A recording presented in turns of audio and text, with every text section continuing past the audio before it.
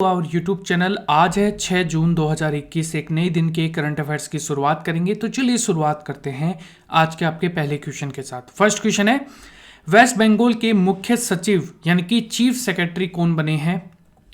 Right answer होगा हरिकृष्ण द्विवेदी। देखिए, waste Bengal के चीफ सेक्रेटरी के रूप में हरिकृष्ण द्विवेदी को यहां पर चुना गया है। हरिकृष्ण द्विवेदी जो है ये अल्पन बंदोपाध्याय की जगह लेंगे। और वेस्ट बंगाल की बात की जाए, राजधानी है कोलकाता, सीएम है ममता बनर्जी जो कि तृणमूल कांग्रेस पार्टी से आती हैं, टीएम से आती हैं। टीएमसी की स्थापना 1998 में हुई थी, ठीक है। और गवर्नर हैं जगदीश धनखड़। पश्चिम बंगाल के मुख्य न्यायाधीश TBN राधाकृष्ण, राजेश बिंदल जो एक्टिंग है, ये एक्टिंग करते थे यहाँ पर। और अगर हम यहाँ जो एक्टिंग करते थे नहीं, अभी जो वर्तमान में है, ठीक है, जो एक्टिंग न्यायाधीश हैं, चीफ जस्टिस हैं, ठीक है। वेस्ट बंगाल की लोकसभा जो सीट है वो है 42, राज्यसभा की है 16 और विधानसभा की है 294। इसके अलावा 5 पड़ोसी राज्य भी हैं, असम, सिक्किम, बिहार, झारखंड और उड़ीसा। ये भी आपको यहां पर याद रखना है। 3 पड़ोसी देश भी हैं जिसमें बांग्लादेश, नेपाल और भूटान आपको देखने को मिलेगा। United Nations decade on ecosystem restoring 2021-2030 report को किसने जारी किया? राइट आंसर होगा ऑप्शन नंबर उपयुक्त दोनों ने। उपयुक्त दोनों का मतलब जो पहले संस्थान है संयुक्त राष्ट्र पर्यावरण कार्यक्रम यानी कि UNEP, ठीक है, यूनाइटेड नेशंस एनवायरनमेंट प्रोग्राम, और एक है FAO यानी खाद्य एवं कृषि संगठन, ठीक है, फूड एंड एग्रीकल्चर ऑर्गेनाइजेशन। इन दोनों के द्वारा United Nations decade on ecosystem restoring 2020-30 की रिपोर्ट जारी की गई है। तो यहां पर UNEP और UFA जो है, इन्होंने 2021 से 30 के लिए United Nations decade of ecosystem restoring report को लॉन्च किया है। इस रिपोर्ट के अनुसार दुनिया जलवायु परिवर्तन, प्रकृति के नुकसान और प्रदूषण की 3 गुना खतरे का सामना कर रही है। इस रिपोर्ट के अनुसार समुद्री पारिस्थितिकी तंत्र को बहाल करने की लागत को छोड़कर वैश्विक स्थलीय बहाली की लागत 2030 तक प्रति वर्ष 200 बिलियन अमेरिकी डॉलर होगी। और इस बहाली यानी कि जो रिस्टोरिंग है, इसमें निवेश के लिए प्रत्येक $1 आर्थिक लाभ में $30 तक का लाभ दे सकता है।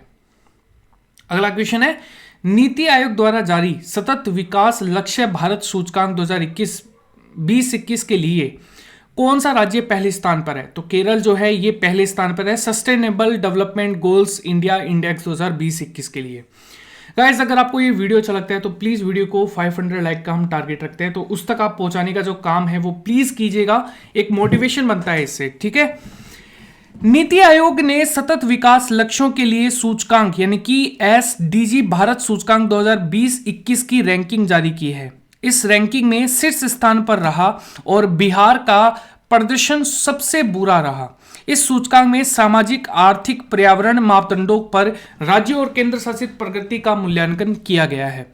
सतत विकास लक्ष्य भारत सूचकांक 2020-21 में टॉप 3 राज्य जो हैं केरल, हिमाचल प्रदेश, तमिलनाडु, आंध्र प्रदेश, गोवा, कर्नाटक, उत्तराखंड जो हैं वो यहां पर तीसरे स्थान पर रहे हैं। नीति आयोग की बात करें तो यहां पर, अच्छा, अगर आपसे पूछिए यूनाइटेड, यहां पर UT, ठीक है, तो UT के लिए यहां पर चंडीगढ़ जो है वो शीर्ष स्थान पर रहा।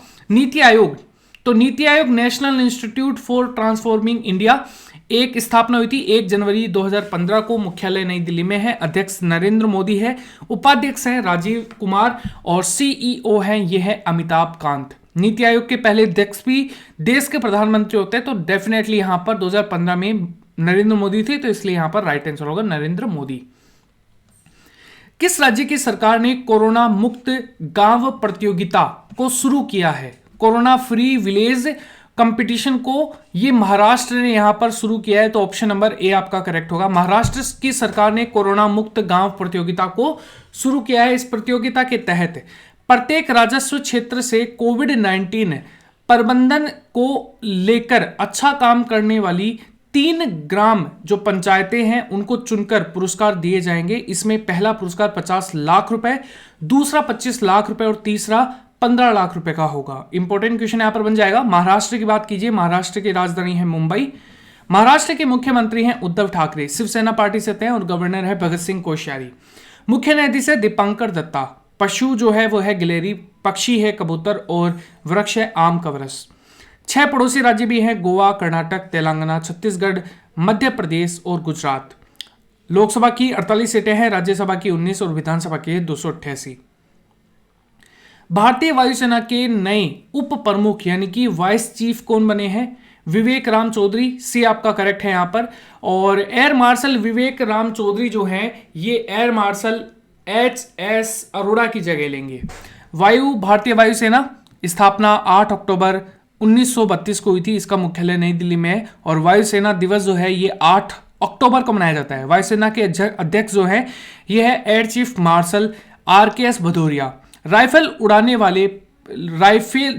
उड़ाने वाले पहली भारतीय महिला पायलट है यह है शिवांगी सिंह। वायुसेना में प्रथम भारतीय महिला फाइटर पायलट क्या है? तो यह है भावना कांत। और वायुसेना में प्रथम भारतीय महिला पायलट का नाम क्या है? हरिता कौर देओल।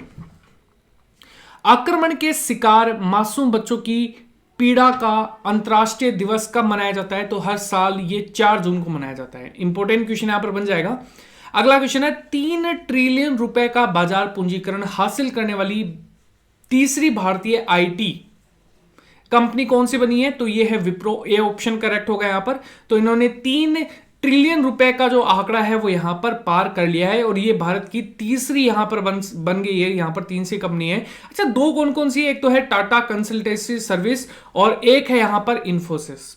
विप्रो जिसकी स्थापना 29 दिसंबर 1945 को हुई थी, इसका मुख्यालय बेंगलुरु कर्नाटक में है, और चेयरपर्सन है ऋषद प्रेम जी। अगला क्वेश्चन है अंतर्राष्ट्रीय बुकर पुरस्कार 2021 में किसे सम्मानित किया गया है? डेविड डियोप को सम्मानित किया गया है। डेविड डियोप को अपने उपन्यास at night all blood is black के अंतर्राष्ट्रीय बुकर पुरस्कार 2021 से सम्मानित किया गया है।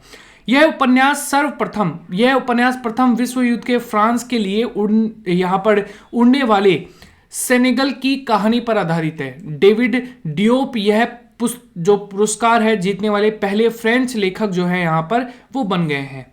अगला क्वेश्चन है यहां पर संयुक्त राष्ट्र वैश्विक सतत परिवहन सम्मेलन 2021 का आयोजन किस देश में होगा? चीन में होगा। ये देखिए 2021 में संयुक्त राष्ट्र वैश्विक सतत परिवहन सम्मेलन का दूसरा संस्करण आयोजित किया जाएगा, और 14 से 16 अक्टूबर 2021 को बीजिंग चीन में आयोजित किया जाएगा। इस सम्मेलन में दुनिया भर में स्थायी परिवहन प्राप्त करने की दिशा में अवसरों, चुनौतियों और समाधानों पर ध्यान केंद्रित करने पर चर्चा की जाएगी। यूनाइटेड नेशंस जो है इसकी स्थापना 24 अक्टूबर 1945 को हुई थी। इसका हेडक्वार्टर्स न्यूयॉर्क में है, और यहां पर भारत जो है इसका सदस्य 1945 में ही बन गया था। वर्तमान में यूनाइटेड नेशंस ऑर्गेनाइजेशन के जो सदस्य देश हैं वो है 193, और जो 193वां जो कंट्री था वो था दक्षिणी सूडान यानी कि साउथ सूडान जिसे आप कहते हैं। हिंदी में भाषण देने वाले पहले भारतीय जो थे वो है अटल बिहारी वाजपेयी, और 24 अक्टूबर को हर साल संयुक्त यूनाइटेड नेशंस डे के रूप में मनाया जाता है। अगला क्वेश्चन है बर्ड फ्लू जो है N1ON3 स्ट्रेन से